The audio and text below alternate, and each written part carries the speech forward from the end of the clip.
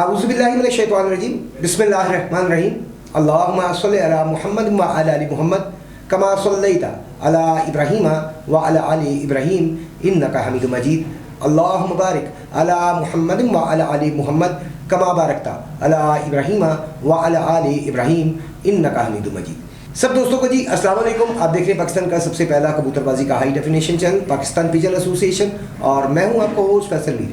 आज हम जनाब एक नया दौर शुरू करने लगे हैं सवाल जवाब का, और हमारे साथ आज जो उस्ताद बैठे हुए हैं वो माशाल्लाह मेडिसिन पे काफ़ी रिसर्च है, उनकी मुख्तलिफ बीमारियों की मेडिसिन पे काफ़ी रिसर्च है, इसलिए हमने उन्हें मदऊ किया अपने स्टूडियो में।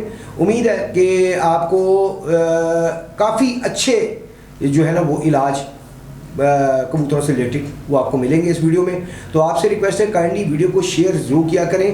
मे भी आपको उन सवालों की उस वक्त जवाब ना चाहिए हो जो कि इस वीडियो में, लेकिन किसी और का शायद भला हो जाए। तो जनाब चलते हैं, आज का प्रोग्राम शुरू करते हैं बिना टाइम ज़ाया किए। तो हमारे साथ मौजूद है जी आज के हमारे मेहमान हैं उस्ताद सरफराज सूफ़ी बाडाडोन से। अस्सलाम वालेकुम उस्ताद जी। वालेकुम सलाम जी। उस्ताद जी क्या हाल है आपके? अल्हम्दुलिल्लाह। फैसल भाई आप सुनाएं। अल्हम्दुलिल्लाह, अल्लाह पाक का एहसान, शुक्र अल्हम्दुलिल्लाह। अच्छा उस्ताद जी, ये हमारा हमने सिलसिला शुरू किया है नॉलेज नए कबूतर परवर हज़रात के लिए, और ख़ुसूसन हमारे इंडियन और बांग्लादेशी कबूतर परवर जो है उनकी तरफ से सवाल आते रहते हैं। वो उनका मतलब स्पेशली उनके लिए समझने के हम ये सेगमेंट जो है वो हमने स्टार्ट किए हैं। तो उम्मीद है कि उन्हें भी फ़ायदा होगा। तो कुछ ऐसे सवाल भी हो सकते हैं कि जो कि मतलब कॉन्फिडेंशियल हों, जिनका जवाब देने में मे भी आप कहें कि यार इसका जवाब नहीं, तो आप स्किप कर सकते हैं जी। ठीक हो गया। तो स्टार्ट करें जी आज का प्रोग्राम। जी जी अल्हम्दुलिल्लाह। सरफराज साहब की मेरा ख्याल डिटेल हमें बताने की ज़रूरत नहीं है, ये पहले भी हमारे चैनल पे काफ़ी दफ़ा आ चुके हैं, इनकी काफ़ी वीडियोस हमारे चैनल पे पड़ी हुई है। इनकी डिटेल जो है कैसे कबूतरबाजी शुरू हुई, क्यों कबूतर रखे, क्या कितना साल हो गए, वो सारी डिटेल जो है वो पहले ही हमारे चैनल पर पड़ी हुई है। तो हम सवाल जवाब का सिलसिला जल्दी से शुरू करते हैं ताकि टाइम ज़ाया ना हो, आपको वीडियो को ज़्यादा लंबा ना किया जाए। अच्छा उस्ताद जी, सबसे पहले तो सर्दियाँ अभी चल रही हैं, अभी ख़त्म नहीं हुई, और अभी सर्दियों का जो एक मेन स्पेल है वो भी आना है मैं समझता हूँ। तो अभी सर्दियाँ ही चल रही, तो सर्दियों में जोड़ों वाले, क्योंकि आपने पेयर्स काफ़ी रखे हुए हैं, पेयर्स में आपका तजर्बा बहुत ज़्यादा है, तो पेयर्स में जोड़ों में कौन सा दाना जो है वो सर्दियों में बेहतर है?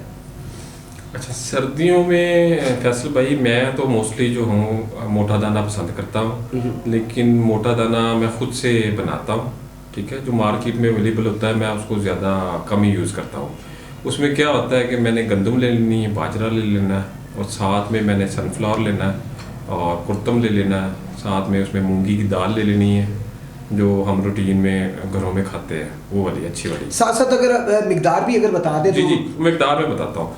फिर उसमें मूंगी है, उसमें मसर है, ठीक है जी, उसमें फिर छोटे बारीक चने हैं, ठीक है, मोठ कर लें आप, और उसमें तारा मेरा लाजमी जुज़ होता है कि उससे आपकी एक किस्म की डिवर्मिंग भी होती रहती साथ साथ, और बीमारियों से भी बचे रहते हैं। ख़ास तौर पे जो मच्छर वगैरह काटते हैं ना, उससे आपके बच्चे वगैरह जो होते हैं ना जानवरों के, वो बचे रहते हैं। और उसके साथ फिर मैं सरसों डालता हूँ बीच में, तो ये एक मुतवाज़न सा मेरा दाना बन जाता है जो हेल्दी भी होता है और गर्म भी होता है, जिससे सर्दियाँ जो है ना वो सुकून से गुजर जाती है। अच्छा, ये तारा मीरा भी आप डालते हैं? तारा मीरा भी ऑयल भी होता है उसमें, और सरसों में भी ऑयल होता है, तो दोनों चीज़ें डालनी ज़रूरी है या सिर्फ तारा मीरा ही काफ़ी है?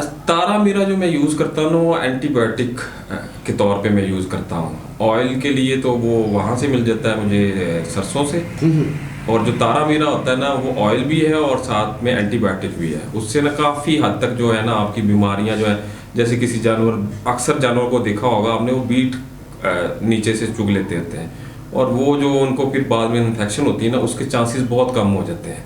तो आप देखेंगे जब आप तारा मीरा मिला रहे होते हैं ना दाने में, तो फिर उसमें क्या होता है कि आपके जो वायरस वाले चांसेस है ना वो कम व बेस्ट होते हैं, आपके बच्चे भी हेल्दी रहेंगे और जानवर भी। इसकी मिकदार भी काइंडली बता दें। जी जी, मेरे तो क्योंकि जानवर ज़्यादा होते हैं तो फिर मैं उसको 10 किलो के हिसाब से यूज़ करता हूँ। मैं आपको बताता हूँ, बाकी आप खुद से उसकी वंड निकाल लीजिएगा।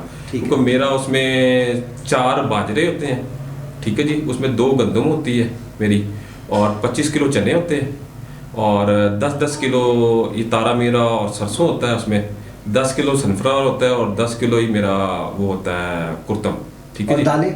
और दालें जो है ना वो इतनी ज़्यादा नहीं होती, 5-5 किलो मैं डालता हूँ इस पूरे दाने में ना, तो उनसे मेरा बड़ा अच्छा हेल्दी दाना बन जाता है। सही हो गया, सही हो गया।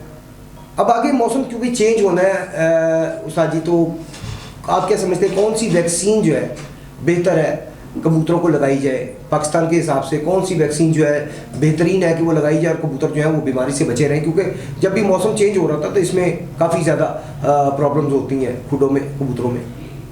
अच्छा फैसल भाई, मैं जो खुद से यहाँ पे यूज़ करता हूँ ना अपने पास, वो तो ये लोकल हमारी जो वैक्सीन होती है ना, NVD जी। लसोटा, जो पिलाने वाली, मैं तो वो यूज़ करता हूँ। पोल्ट्री वाली? हाँ पोल्ट्री, क्योंकि इतने ज़्यादा जानवर, क्योंकि मेरे पास काफ़ी जानवर होते हैं, तो फिर उनको इतना एक एक को पकड़ के लगाना वो बड़ा मुश्किल हो जाता है। उसमें 2 तरह की होती है, एक लगाने वाली होती है, एक पिलाने वाली होती है। तो मेरी कोशिश होती है कि कुछ ज़्यादा जानवर होते हैं तो फिर इतना ज़्यादा नहीं टाइम होता, तो फिर मैं पिलाने वाली यूज़ करता हूँ। और मेरा जो स्पेल होता है इनका, एक वैक्सीन का दूसरी वैक्सीन तक, वो 3 माह का होता है। 3 माह के बाद मैं उसको कंटिन्यू करवा देता हूँ, उससे पहले ही, मतलब फर्स्ट को लगाया तो 3 माह के अगले फर्स्ट को मैंने दोबारा से उसको कंटिन्यू कर देना है। सही हो गया, सही हो गया। अच्छा नाज़रीन, आपको बताते चले कि मैं जितनी देर भी मैंने शौक किया है, मैंने वैक्सीन यही यूज़ की है, पोल्ट्री वाली। और उस्ताद सरफराज साहब तो पिलाने वाली करते हैं, मैं लगाने वाली करता था।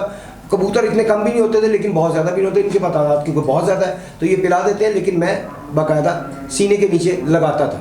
अच्छा जी उस्ताद जी, हम जो तीसरा सवाल है हमारा, वो ज़रा कॉन्फिडेंशियल सवाल है। सियालकोटी के साथ कौन सी ब्रीड का क्रॉस जो लाहौर में कामयाब है? यार मैंने तो जो रखे हुए थे ना, वो डव वाले कबूतर हैं। डव वालों के साथ मैंने सियालकोटी कबूतर हो 1 नंबर, तो आप डालें उनमें, आप बटेरे ले लें, बहुत अच्छा क्लास है, या मोतियों वाले मिल जाए आपको, वो बहुत अच्छा क्लास है। और अगर सियालकोटियों में लाल मोतियों वाले मिल जाए या सब्ज़ मोतियों वाले, दोनों ही मिल जाए ना, तो ये अगर आप टच करते हैं ना कसूरी कबूतरों में, डव वाले कबूतर, तो बहुत अच्छा रिजल्ट बन जाता है आपको उनके साथ। यानी कि ज़ाती तजर्बा है? हाँ, ये मेरा ज़ाती तजर्बा। मेरे पास मोस्टली जो क्रॉस हुए होंगे ना, अगर मैंने डव वालों को उड़ाया होगा ना, और उड़ते भी रहे, तो मैंने यही क्रॉस किया उनमें। सही सही। अच्छा जी, दूसरा सवाल भी इसी से मिलता जुलता है। अस्सू में कौन सी 2 ब्रीड्स का क्रॉस जो है वो शाम तक बैठने के चांस भी हों और ज़ाया उनके चांस भी कम हो? अस्सू में जो मेरा ज़ाती तजर्बा रहा है वो सियालकोटी प्लस टैडी कबूतर, ठीक है जी। यानी कि यही हो गया, लेकिन इसमें कोई ब्रीड का कोई, अच्छा हाँ, आपका ब्रीड का वो फर्क आ गया ना, आप टैडी और उधर डब वाले थे। उसमें गर्मियों के लिए मैंने टैडी नहीं, सियालकोटी प्लस डब वाले थे। हाँ जी, इधर आ गए टैडी। हाँ जी, इधर टैडी आ गया और साथ में सियालकोटी। सियालकोटी कबूतरों की जो ग्रिप है ना सर्दियों में, वो बहुत अच्छी है। गर्मियों में भी बहुत अच्छी है, लेकिन सर्दियों में बहुत अच्छी है, क्योंकि इनके पॉकेट्स बहुत ज़्यादा होते हैं सियालकोटी कबूतरों के, तो ये इनको बैठने में आसानी पैदा करते हैं और ज़्यादा ऊपर भी रहने में आसानी पैदा करते हैं। सही। अच्छा जी, इसी से रिलेटेड आखिरी सवाल हम कर रहे हैं। मिस्सों के साथ कौन सी ब्रीड का क्रॉस सबसे अच्छा है आपकी नज़र में? बेशक वो सियालकोटी हो, बेशक वो कसूरी हो, लेकिन मिस्सों के साथ सबसे अच्छा क्रॉस किसका है? यार मिस्सों के साथ जो है ना, मेरा ज़ाती जो तजुर्बा है, वो टैडी कबूतर बहुत अच्छा काम करते हैं उनके साथ। क्या वजह? मतलब टैडी तो बहुत ज़्यादा फुर्तीले हैं, फुर्तियाँ बहुत हैं, परवाज़ बहुत लंबी है। इसके अगर हम बरक्स मतलब उसे देखते हैं, मिस्सों को देखते तो परवाज़ उसमें भी बहुत अच्छी है और वो मजबूत हैं घर के, ज़्यादा मैं समझता हूँ टैडियों से ज़्यादा मजबूती उनमें है। मैं बता रहा हूँ ना, उसमें मेरा ज़ाती तजर्बा ये रहा कि मिस्से खुद भी बहुत परवाज़ी कबूतर है, ठीक है। मिस्से बहुत परवाज़ी कबूतर है, लेकिन इनका थोड़ा सा लंबाई ज़्यादा हो जाती है, ठीक है। ये तेज़ हवाओं में बहुत अच्छा काम करते हैं, ठीक है। और जो टैडी है वो बुलंदी ज़्यादा पकड़ता है, ठीक है।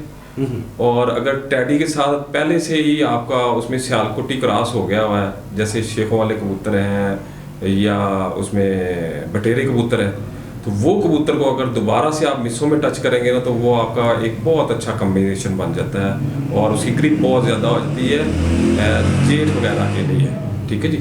क्योंकि जेट में मोस्टली हवाएं चल रही होती हैं लू वाली, तो जो मिस्से हैं इनकी ग्रिप बहुत ज़्यादा है उन हवाओं में, ठीक है। और टेडी बुलंदी बहुत पकड़ता है और अगर सियालकोटी उसके अंदर होगा तो उसकी ग्रिप बहुत अच्छी हो जाएगी वापसी के लिए। तो ये तीन जो ब्लड है ना अगर मिक्स हुए हुए हैं ना तो बहुत आला रिजल्ट आपको मिलेगा उसमें। सही सही। हमारे देखने वालों को शायद ये फील हो गई शायद ये तीनों सवाल एक ही थे, लेकिन ये एक नहीं है। अस्सू में क्रॉस और होता है, जेठ बैसाख में क्रॉस और होता है, क्योंकि गर्मी का बहुत ज़मीन आसमान का फ़र्क पड़ जाता है। नंबर 3, मिस्सों पे मैंने क्यों बात की थी। मिस्से वो ब्रीड है जो कि मेन पुरानी ब्रीड्स में आते हैं, जो कि मेन पुरानी ब्रीड्स हैं। उनमें से लाल परी आगे जो बने हैं वो मिस्सों में से ही बने हैं। आज लाल परी बहुत मशहूर हैं, जिन्होंने बनाए हैं उन्हें भी पता है, वो बेहतर समझते हैं कि मिस्से एक मेन जुज़ है लाल परी में। क्यों जी उस्ताद जी, मैं गलत तो नहीं कह रहा? जी ऐसी। तो ये लाल परी एक्चुअली मिस्सों को ही कहा जाता है। तो ये एक मेन ब्रीड है, जो पुरानी ब्रीड्स जो चली आ रही है, जिनसे आगे सारी ब्रीड्स बनाई गई हैं, उनमें से एक ब्रीड मिस्से भी है। लेकिन शर्त यह है कि अच्छी हालत में किसी के पास पड़े हो। अच्छा, ये सवाल थोड़ा सा मिलता जुलता है, लेकिन ये सवाल क्योंकि हमारे जो देखने वाले हैं पिजन लवर 8870 उनकी तरफ से है, तो वो हम फिर रख देते हैं। लाहौर में सबसे अच्छा क्रॉस कौन सा है? ये तो मुख्तलिफ क्रॉस पे बात हो गई हमारी, लेकिन सबसे अच्छा आप क्या समझते हैं कौन सा क्रॉस है? वही बात आ गई ना फैसल भाई कि उसमें डबल है और सियालकोटी क्रॉस मेरे लिहाज से बहुत अच्छा है। लोगों का अपना एक राय होती है। मेरे पास जिन्होंने रिजल्ट दिया या अच्छी परफॉर्मेंस दी है वो यही कबूतर है, डबल ए और टैडी। अगर हम डबल ए, हाँ डबल ए और टैडी, अभी आपने टैडी का नाम ले लिया, पहले आपने सियालकोटी कहा था, लेकिन मैं भी यही कहने लगा था टैडी, क्योंकि मेरी नज़र में टैडियों में पहले ही सियालकोटी में भी कहा जाता है कि क्रॉस पहले से ही मौजूद है। तो अगर वो उसमें सियालकोटी क्रॉस पहले से ही मौजूद है तो मेरा ख्याल है टैडी और डब वाले बेहतरीन क्रॉस होगा। जी ऐसी लेकिन उस्ताद जी ने पहले तो सियालकोटी कहा था, लेकिन शायद इनके दिल में था कि टैडी और डब वाले जो है वो सबसे बेहतरीन क्रॉस है। और मेरी नज़र में भी टैडी और डब वाले इससे अच्छा क्रॉस और कोई नहीं है, क्योंकि डब वाले जो है बहुत तेज़ी रखते हैं। टैडी में भी तेज़ी है, लेकिन जो तेज़ी डब वालों में है वो नहीं है। लेकिन टैडी सियाने हैं, लेकिन उनमें कमी पेशी का खर्चा होता है, जबकि ये डब वाले जो है इनमें कमी पेशी का खर्चा बहुत कम होता है। ये बहुत समझदार, बहुत ही सियाने कबूतर है। और मैंने डब वालों में ये क्वालिटी देखी है, जब मैं उड़ा रहा था, मैंने प्रैक्टिकल का शौक किया है, तब मैंने ये चीज़ नोट किया कि डब वाले जब मौसम ख़राब होता था तो कबूतर ऊपर आसमान पकड़ते ही नहीं थे। हमें फील नहीं हो रहा होता था कि मौसम ख़राब हो रहा है, लेकिन क्योंकि कबूतर हाइट पे जाता है उसे फील हो जाता है कि आज मौसम ख़राब है। तो डब वाले जो है वो हाइट नहीं पकड़ते थे और वो बैठ जाते थे, या जल्दी बैठ जाते थे या नीचे फिरते थे। ये चीज़ मैंने खुद देखी है, मेरे तजर्बे में आई है। उस्ताद जी क्या कहते हैं आप इस बारे में? जी ऐसे ही है। लेकिन फैसल भाई जो मैंने पहले बात की है ना, डब वाले और सियालकोटी जी बहुत अच्छा क्रॉस है। अगर टैडियों में पहले से ही सियालकोटी पर है ना, जैसे चौधरी साहब की कुछ नस्लें हैं या मोस्टली लोगों के पास बनी हुई हैं नस्लें, जो जैसे मेरी खुद से अपनी मेकिंग है जिसमें सियालकोटी बटेरों का क्रॉस है या मोतियों वाला क्रॉस है टैडियों में, तो वो कबूतर जो है ना जब डब वालों में डलते हैं ना उनकी ग्रिप बहुत ज्यादा हो जाती है वापसी की। टैडी मुख्तलिफ किस्म के हैं इस वक्त ना लोगों के पास, तो कुछ टैडी काम नहीं करेंगे, लेकिन अगर ये दो ब्रीड्स पहले से मिक्स होंगी तो वो टैडी आपका बहुत अच्छा काम करेगा डब वालों के साथ, और उसकी ग्रिप ज़्यादा होगी वापसी में बैठने के लिए, और शाम को भी उसकी वापसी ज़्यादा होगी। इसमें कोई शक नहीं, कोई शक नहीं। चलिए जी, अब आ जाते हैं मेडिसिन की तरफ। उस्ताद जी ये बताएं कि कुछ कबूतर होते हैं जो कि बुध डाल रहे होते हैं, लेकिन डालते डालते वो मतलब एक एज पे जाके वो बुध डालना बंद कर देते हैं, या कुछ ऐसे कबूतर होते हैं जो बुध डालते ही नहीं है, तो उनका कोई इलाज है? जो तो फैसल भाई बुध डालते डालते रुक जाते हैं ना, उनका डाइट का मसला आता है, ठीक है। या तो उनको सिप्पा आ गया होगा, ठीक है जी, वो मोस्टली कबूतरों में आ जाता होता है कमज़ोरी की वजह से। उसकी डीवर्मिंग कर दें, उससे भी उनका काम चल जाता है। डीवर्मिंग करने के बाद आप उनको हेल्दी दाना दे सकते हैं मोटा, जिसमें मैं मोस्टली डालता हूँ। उसमें मसर होते हैं, साबित माँ होते हैं, ठीक है, और उसमें आप मूंगी डाल सकते हैं, चने डाल सकते हैं। ये थोड़ा सा हेल्दी दाना करके इन बड़े कबूतरों को देंगे तो उससे आपके 80% कबूतर जो है ना वो बुत डालना शुरू कर देते हैं। जो 20% कबूतर होते हैं उनमें कुछ कबूतर ऐसे होते हैं जो शुरू से बुत नहीं डाल रहे होते हैं, या कहीं से जानवर आता है तो वो बुत नहीं डाल रहा था, तो उसके लिए आप उनको देसी जो मैं करता हूँ खुद से, वो आप गोलियाँ बना के रख लें, और जो इस तरह के कबूतर होते हैं उनको सेपरेट करके आप गोलियाँ देना शुरू कर दें, ठीक है। तो वो आपके 100% बुत डालते हैं। उसमें आप लबूबी कबीर है वो ले लें, मस्तगी रूमी है वो ले लें, साथ में जैफल का मगज़ ले लें, ठीक है जी, और इनका सफूफ बना लें मगज़ का, ठीक है जी, पाउडर बना के, और जो मस्तगी रूमी है उसको हल्का सा देसी घी में उसमें डालेंगे तो वो खुद ब खुद ही लिक्विड में बन जाएगा। अच्छा, वो लिक्विड को आपने लबूबी कबूर में डाल देना है, ठीक है जी, और जो पाउडर बनाया होगा उसको भी आपने उसमें मिकदार जरा बता दें, लबूबे कबीर की मिकदार क्या होनी चाहिए, जैफर की मगज़ की मिकदार, और तीसरी चीज़ आपने क्या बताई, मस्तगी रूमी, जी जी उसकी मिकदार मैं बता रहा हूँ। आपने 20 ग्राम जो है ना वो मस्तगी वो लेना है, क्या कहते हैं मस्तगी रूमी, नहीं, आपने लबूबी कबीर लेनी है 20 ग्राम, ठीक है। उसमें आपने 5 ग्राम जो है ना वो डालनी है मस्तगी रूमी, ठीक है, और उसमें 3 जो है आपने जायफल के मगज़ डालने हैं, ठीक है जी, उसका पाउडर बना लेना है, ठीक हो गया। उस पाउडर को बना के पीस लेना है, और पाउडर को आपने मजून में मिक्स कर लेना है, और जो ये है ना मजून कौन सी, यही लबूबी कबीर जो है, हाँ जी। अच्छा, उसके अंदर आपने क्या करना है कि जो मस्तगी रूमी है उसको आपने किसी फ्राई पैन में डाल लेना है, और हल्का सा उसमें देसी घी डाल देना है, हल्का सा, जैसे थोड़ी सी हो ना देसी घी थोड़ा सा गर्म हो, उसमें आपने ये वाली 5 ग्राम मस्तगी रूमी डाल देनी है।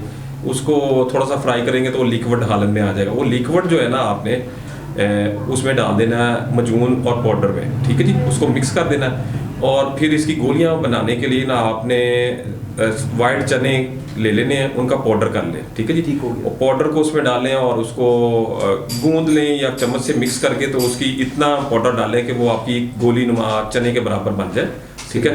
वो आप गोलियां महफूज कर लें किसी एयर टाइट जार में, और वो 15 से 20 गोलियां देंगे आपको कबूतर को, ठीक है, उसकी सेहत के हिसाब से। दिन में 1 दफ़ा या 2 दफ़ा? हाँ, एक दफ़ा आप देंगे दाना खाने के बाद, और रात को दे दे तो बेहतर है, ठीक है।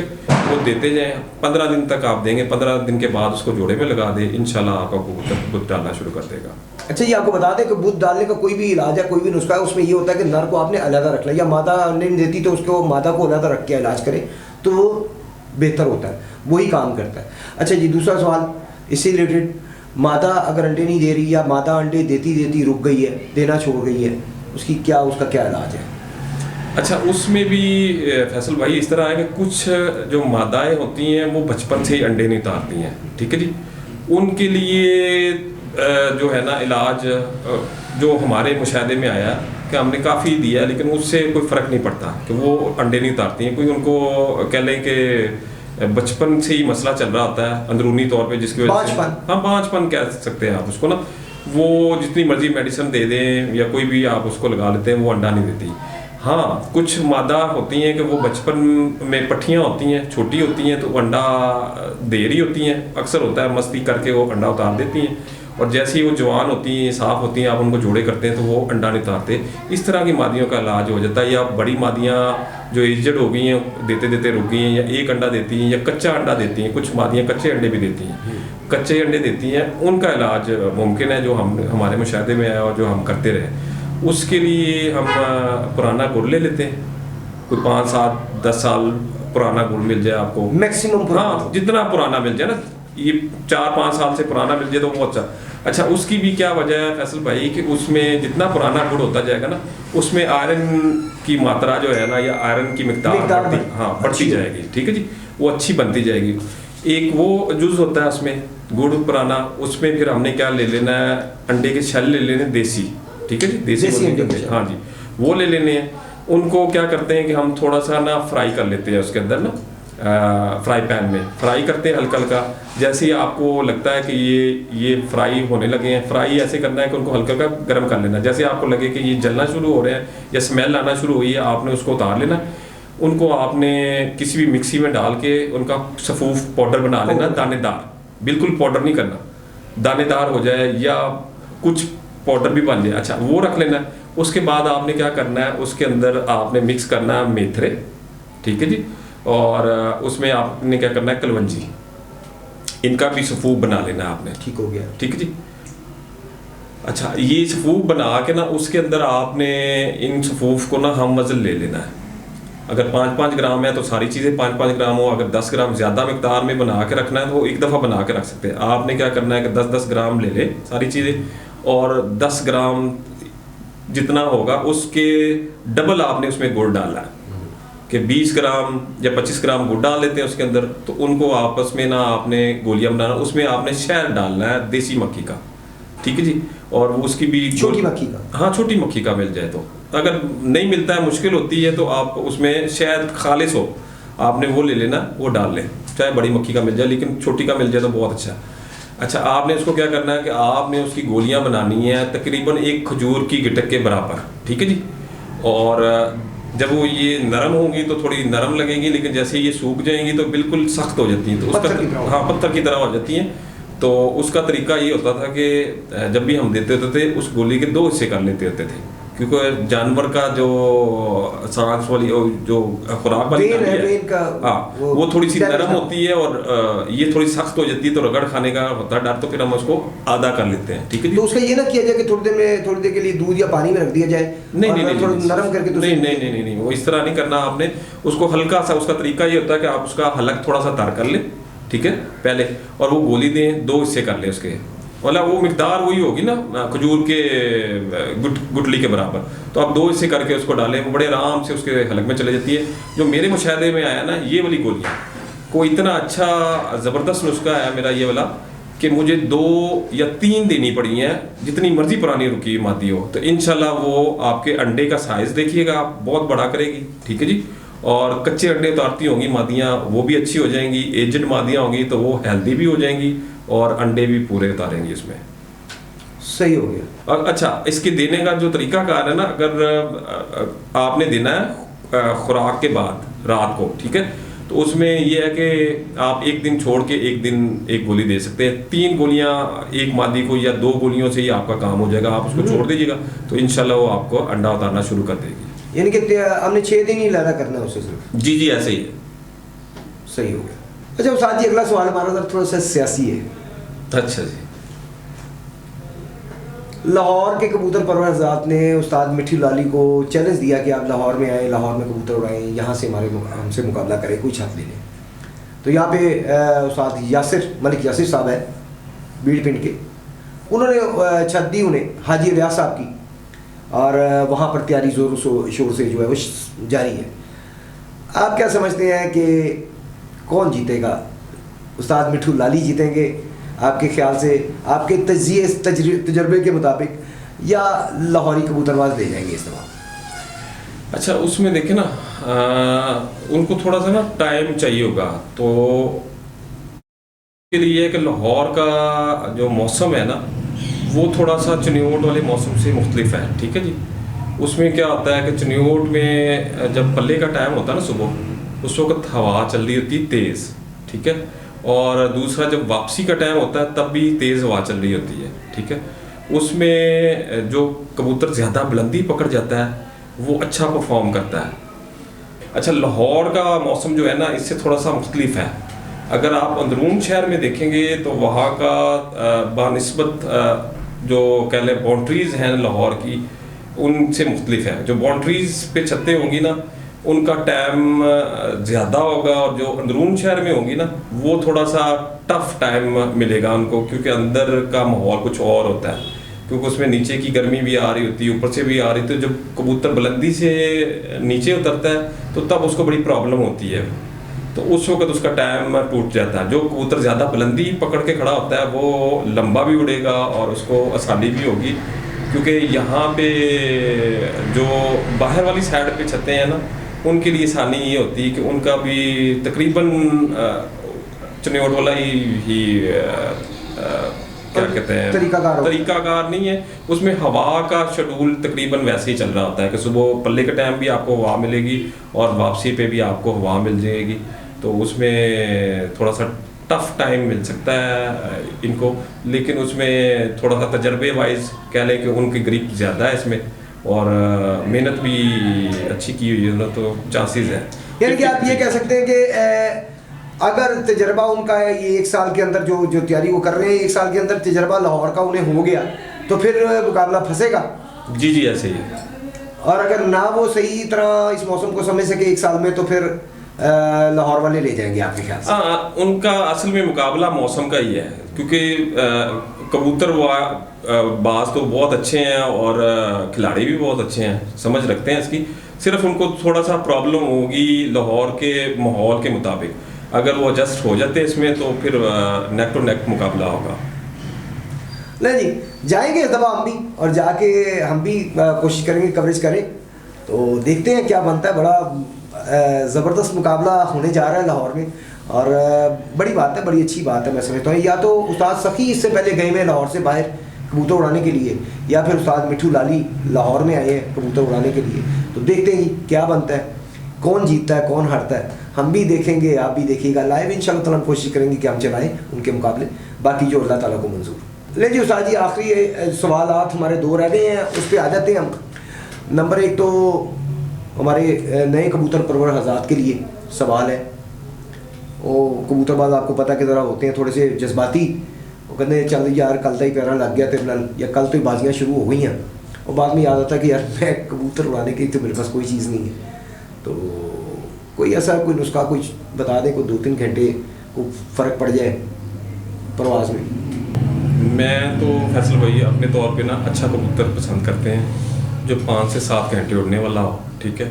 तो फिर हम तो उसको देसी ही देते हैं जिससे उसको फ़र्क पड़ जाता है, 2-4 घंटे भी फ़र्क पड़ जाता है, ठीक है। सही। तो उसमें आप मोटी इलायची ले लें, ठीक है जी। मिकदार भी साथ साथ बता दीजिएगा। हाँ, आधी मोटी इलायची ले लें, ठीक है।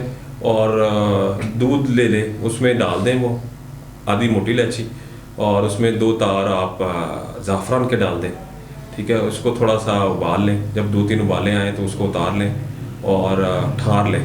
ये दोनों चीज़ें उसके अंदर दूध कितना डाला जाए? मैं 1 कप लेता हूँ मोस्टली, 1 कप लेते हैं, उसके अंदर उसको ठार लें और आराम से उसमें से आपने कबूतर के हिसाब से देख लें। अगर आपका कबूतर बहुत अच्छा उड़ने वाला तो आप 2 सीसी लगाएं उसको, ये वाला दूध, ठीक है। और अगर कम उड़ने वाला तो 5 सीसी। टाइम वही रूटीन का रात का है कि आप अपने कबूतर को तैयारी दे के 9 बजे, 10 बजे, 12 बजे, 1 बजे, 8 बजे, 8:30 बजे आप दे के उसको बंद कर दें और सुबह उसको देख लें, क्योंकि ये नरम मौसम में असूज के लिए बहुत अच्छा होता है। क्योंकि असूज में ये होता है कि अगर उसमें रैश भी है तो ये उसको तंग नहीं करता और आपका कबूतर अच्छा परफॉर्म करके वापसी भी करता है और टाइम भी बढ़ा लेता है, 2 से 3 घंटे, डिपेंड करता है कबूतर की साख पे और उसकी तैयारी पे। अगर आपका कबूतर बहुत अच्छा तैयार हुआ हुआ तो 4 घंटे भी बढ़ा सकता है, और अगर आपका कबूतर नॉर्मल है तो 2 घंटे तो मस्ट बढ़ाता ही बढ़ाता है। नहीं जी, दूध का 1 कप, 1 मोटी इलायची के दाने निकालने, आधी मोटी इलायची डाल लें जी बीच में, और 2 तीले ज़ाफ़रान के डाल लें और इसे अच्छी तरह पका लें। अगर 1 आधी काली मिर्च डालनी हो तो वो भी डाल लें, रबादी मारने के लिए होती है। उसे अच्छी तरह पका लें, पकाकर उसे उतार लें, और जिस तरह मिकदार बताई है उस्ताद जी ने उस हिसाब से 8 से 9 बजे के दरमियान आप दे सकते हैं। तो ये तो हो गया नुस्खा। लेकिन अगर कबूतर आके कोई लेट जाए, कहे मुझे बचा लो, तो उस्ताद जी उसके लिए कोई संभाल भी बता दें। अच्छा, ये वाला जो आप बात कर रहे हैं ना कि कबूतर आके संभलता नहीं और ख़राब होता है, ये असूज में तो नहीं होता, मोस्टली बेसाख में हो जाता है। और ये असू में भी हो जाता है। वो इस तरह हो जाता है कि कई अनाड़ी होते हैं, नए शौकीन होते हैं, वो ऐसी लग जाती बाजी तो वो उल्टी सीधी मेडिसिन दे देते हैं जिसका बस सुना होता है। मैंने ये खुद भी देखा, अपनी आंखों से देखा कि कई ऐसे कुछ दोस्त हैं, हम नाम तो नहीं ले सकते, उन्होंने मेडिसिन का नाम तो सुना हुआ था लेकिन मिकदार नहीं पता थी, मिकदार ऊपर नीचे की वो ज़्यादा दे दी और कबूतर जो है वो मर भी गए, खुडे में नुकसान हो गया। तो जो छोड़े वो आए नहीं। तो वो अगर इस तरह कोई उड़ाता है और उड़ाए इस घर से गिर गए इस घर में, अब उस बंदे को तो नहीं पता क्या दिया है, तो उसे बचाने के लिए मकसद है कि बचाया जाए, परिंदे की जान बचाने के मकसद एक्चुअली ये है। तो आप कोई ऐसी चीज़ बताएं जिससे परिंदे की जान बच सके, रिकवरी हो जाए उसकी। अच्छा, उसमें होता है कि ज़्यादा जो खिलाड़ी होते हैं ना, वो उनके पास शॉर्टकट ये होता है कि मेडिसिन लगा दें। अब उनको उनकी मिकदार का नहीं पता होता, जिससे वो ज़्यादा दे देते हैं और फिर उससे कबूतर की जो हालत है वो गैर हो जाती है। तो उसमें मैं बता देता हूँ फैसल भाई, इस तरह का अगर आपका कबूतर हो जाता है तो उसमें आप 2 तरह के जो है लिक्विड बना के रख लें, ठीक है। एक छोटी इलायची है, एक छोटी इलायची ले लें और उसको तकरीबन 1 लीटर पानी में उबाल लें, ठीक है। कितना पानी रह जाए तो उतार लें? 1 लीटर में बस उसमें 1 2 4 उबाले दे दें और उसको गरम गरम उतार लें और इलायची बीच में रहने दें, ठीक है। एक ये है, और दूसरा आपने ले लेना उसमें दूध ले लेना है, सौंफ डाल लेने हैं उसमें, ठीक है जी। कितने दूध में कितनी सौंफ डाल? 1 कप ले ले, उसके अंदर आप 5 से 6 सौंफ के दाने डाल लें, ठीक है। उसको भी उबाल लें, उसको जरा अच्छा उबाल लें, ठीक है। 4-5 बॉयल आ जाए तो उसको भी उठा के, यानी कि 1 कप अगर बॉयल करने के लिए रखा है तो वो 3 हिस्से रह जाए, नहीं हिस्से रह जाए तो उसमें हिस्से वाला हिसाब नहीं है, आपने उसको उबालना जरा अच्छे तरीके से है, ठीक है जी। अच्छे काढ़ आ जाए, जैसे हम दूध को उबालते हैं, कलर निकला है दूध, हाँ थोड़ा सा कलर निकल आता है तो आप उसको उतार लें। उसमें मिकदार कम नहीं होनी चाहिए, ठीक है, थोड़ी बहुत ही हो सकती है 19-20 का, लेकिन उसको उतार लें, उसको ठार के रख लें, ठीक है जी। ये है वापसी के लिए इस तरह के कबूतरों का कि जिसमें आपको शुबह हो कि आपका कबूतर आके लेटेगा या आपसे मिकदार ज़्यादा हो गई है, तो उसके संभाल के लिए आपने क्या करना है कि उसको आते साथ ही आपने पहले उसको देना है लिक्विड, ठीक है जी। कौन सा? ये लाची वाला जो मैंने बताया आपको, 1 लीटर वाला, हाँ उसको दे दें। कितना दे दें? आपने 10 सीसी देना उसको, ठीक है, 10 सीसी दे दें। जैसे वो चला जाता है, साफ हो जाता है, आपको लगता है कि उसका पोटा खाली हो गया हुआ है टोटली तौर पे, तो फिर आपने उसको वो वाला दूध दे देना है, ठीक है। दूध देते हैं तो वो भी आपने उसको 5 से 10 सीसी दे सकते हैं कबूतर की हालत के मुताबिक। अगर कबूतर ने बहुत ज़्यादा अपना वेट लूज़ कर लिया हुआ है और कमज़ोरी में तो 5 सीसी दे दें, और अगर थोड़ी सी सेहत में है और आपको लगता है कि ये जल्दी बहाल हो जाएगा तो फिर उसको 10 सीसी दे दें। अच्छा, थोड़ी देर बाद देखेंगे आपके उसके अंदर से जो भी हो गए उसके असरात हो गए मेडिसिन के, हाँ वो सफाई कर जाएगा। सफाई होगा उसके बाद अंदरूनी तौर पे वो बिल्कुल फिट हो गया होगा। उसके बाद उसको आप कोई भी लाइट ग़िज़ा दे के, जैसे आपने अपनी खुराक बनाई हुई है वो दे दे थोड़ी थोड़ी करके, तो आपका कबूतर चल भी जाएगा और बच भी जाएगा जी। ज़्यादा बेहतर ये नहीं होगा कि उसे भोरे दिए जाएँ शुरू में, ताकि ज़रा नरम ग़िज़ा है तो ज़रा उसे ज़रा पोटा अच्छी तरह चल जाए पोट, तो फिर उसे दाना या खुराक की तरफ लाया जाए? अच्छा, वो डिपेंड करता है, क्योंकि मैं तो कभी भोरे नहीं दिए हैं उनको, ठीक है। कईयों के कबूतर लगे होते हैं तो वो उसको दे सकते हैं, लेकिन हमारा तो होता है कि उसमें हम उसको थोड़ी देर बाद पानी देते हैं अगर उसको ज़रूरत है, तो उसके बाद आप उसको नॉर्मल रूटीन पे रखें जैसे वो चल रहा होता है, तो वो बहाली की तरफ आना शुरू हो जाता है। आप शाम को देखेंगे तो कबूतर आपका बिल्कुल दुरुस्त हो गया होगा इंशाल्लाह। सही हो गया। उस्ताद जी बहुत बहुत शुक्रिया, आपने अपना कीमती टाइम दिया हमें, और हमने उम्मीद है जी आपको भी कोई फ़ायदा हुआ होगा, हमारे देखने वालों को कोई ना कोई सवाल ऐसा होगा जो उनके काम का हो, उसका जवाब भी आप तक पहुंचाया उस्ताद सरफराज साहब की तवज्जो से। उम्मीद है जी प्रोग्राम पसंद आएगा, पसंद आए तो लाइक शेयर ज़रूर किया। उस्ताद जी आपकी बहुत मेहरबानी, बहुत शुक्रिया, जज़ाकल्लाह, आपने टाइम दिया इतना। जी फैसल भाई आपका भी शुक्रिया कि आपने हमें बुलाया, और आपका चैनल अच्छे तरीके से चल रहा है और इंशाल्लाह आगे भी चलता रहेगा। जज़ाकल्लाह जज़ाकल्लाह। मिलते हैं जी इंशाल्लाह ताला किसी और प्रोग्राम में किसी और उस्ताद साहब के साथ और कोई और सवाल लेके। हम कई सवाल ऐसे होते हैं जो हम बार बार करते हैं क्योंकि उसके मुख्तलिफ जवाब हमें मिल जाते हैं, मुख्तलिफ उस्तादों के मुख्तलिफ तजर्बे के हिसाब से हमें मुख्तलिफ जवाब मिल जाते हैं। तो मे भी एक चीज़ काम ना करे तो दूसरे उस्ताद की चीज़ वो काम कर जाए। तो उम्मीद है जी प्रोग्राम पसंद आए लाइक शेयर जरूर करें और कमेंट में अपनी राय का इज़हार किया करें। जो भी सवाल आपके ज़हन में हो वो आप कमेंट में लाजमी किया करें। नीचे डिस्क्रिप्शन में नंबर भी चल रहा है, व्हाट्सएप नंबर पे व्हाट्सएप पे आप मैसेज या वॉइस मैसेज या रिटन मैसेज कर सकते हैं, कॉल ना कीजिएगा। मैं हर प्रोग्राम में कहता हूँ कॉल हम नहीं उठाते, फिर आप गिला करेंगे, तो आप मैसेज कर दें, वॉइस मैसेज कर दें, रिटन मैसेज कर दें, जो भी आपका सवाल होगा वो अगले प्रोग्राम में रख दिया जाएगा और जो भी जवाब मिलेगा वो आप तक पहुँचाएंगे। अपना बहुत सा ख्याल रखिएगा, इस चैनल का बहुत ज़्यादा ख्याल रखिएगा। अल्लाह हाफिज़।